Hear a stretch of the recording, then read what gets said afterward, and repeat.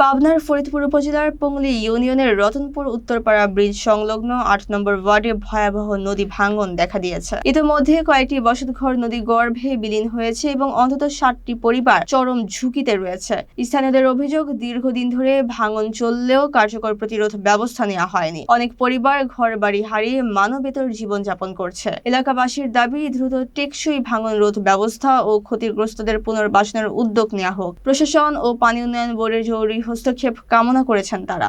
আমার নাম মোহাম্মদ সুলতান। এলো আমাদের বাড়ি, আপনারা ক্যামেরা একটু দেখেন। আমাদের থাকার মতো কোনো জায়গায় নেই। একটা ঘর ছিল, তার অর্ধেক নদী চলে গেছে। ঠিক আছে, আমরা ওইভাবেই বসবাস করতেছি। আমাদের যদি কোথাও থাকার জায়গা থাকতো, আমরা এখানে থাকতাম না। এইভাবে মানুষ বসবাস করে না। এই নদীতে যখন এটা ভেঙে যায়, তখন আমরা পানি উন্নয়ন বোর্ডে পরে 2 বছর যাবত পাক পারতেছি, কিন্তু তারা শুধু আশ্বাস দেয়, কোনো কাজই তারা করে না। ঠিক আছে, তাদের কাছে বর্ষা মৌসুমে গেলে বলে শুকনা মৌসুমে কাজ করব, শুকনা মৌসুমে গেলে বলে বর্ষা মৌসুমে কাজ করবো, কিন্তু তারা কাজ করে না। অনেকবার তারা নিজেরাও এসে এই জায়গাটা পরিদর্শন করে গেছে, কিন্তু কাজ তারা করে না। এখন কি জন্য কাজ করে না? হয়তো আমাদের ওই রকম কোনো লোক নাই, যার কারণে আমার এই কাজটা হয় না। আমাদের যদি উপর মহলের শক্তিশালী লোক থাকতো, তাহলে এই কাজটা হয়ে যেত এতদিন। কারণ এইভাবে মানুষ বসবাস করতে পারে না। আপনারা কি এটা মনে করেন? এরকম করতে পারে তো, ঠিক আছে, এরকম কিছু করতে পারে। কারণ বাংলাদেশে আনাচে কানাচে কাজ হয় হাজার হাজার কোটি টাকার, আর এই জায়গায় কাজ হয় না। এখানে বসত বাড়ি, এখানে মানুষ থাকার মতো পরিবেশ নাই। আপনি দেখেন মানুষ থাকবে কিভাবে, তারপরে কাজটা হয় না। অবশ্যই এই জায়গায় কোনো দুর্নীতি হচ্ছে, তাছাড়া তো এরকম হতেই পারে না। কারণ 2টা বছর গত হয়ে গেছে, কিন্তু তারা কাজ করে না। ওই আসলে আমাদের রতনপুরবাসীর দীর্ঘদিনের প্রাণের দাবি, এই বরাল নদীতে একটি সেতু হোক।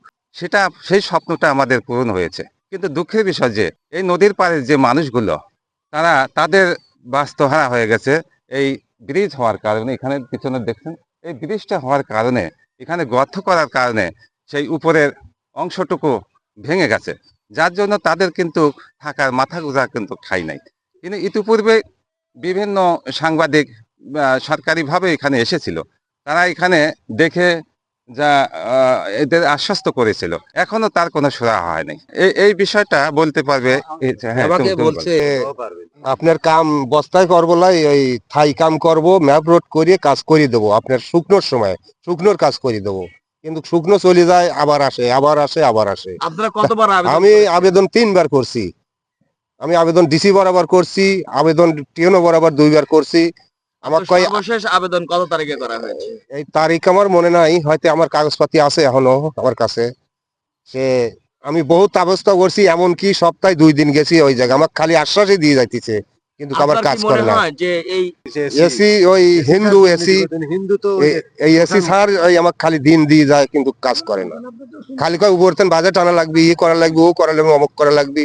আমাকে খালি এই আশ্বাস দেয়া আমাকে খালি পাক পাড়াইতেছে। আমি খালি বহুত পাক পাড়েছি, আগারে লিয়ে আসি আমি নৌকায় করি করিয়ে অনেক জায়গায় প্রজেক্ট দেখাইছি, করলে যে কোনোটা নেওয়া লিয়াই দিবি, কিন্তু সেই কাজ হয় না। অন্য জায়গায় হয়ে যায়, আমার এই কাজ হয় না। কেন হয় না?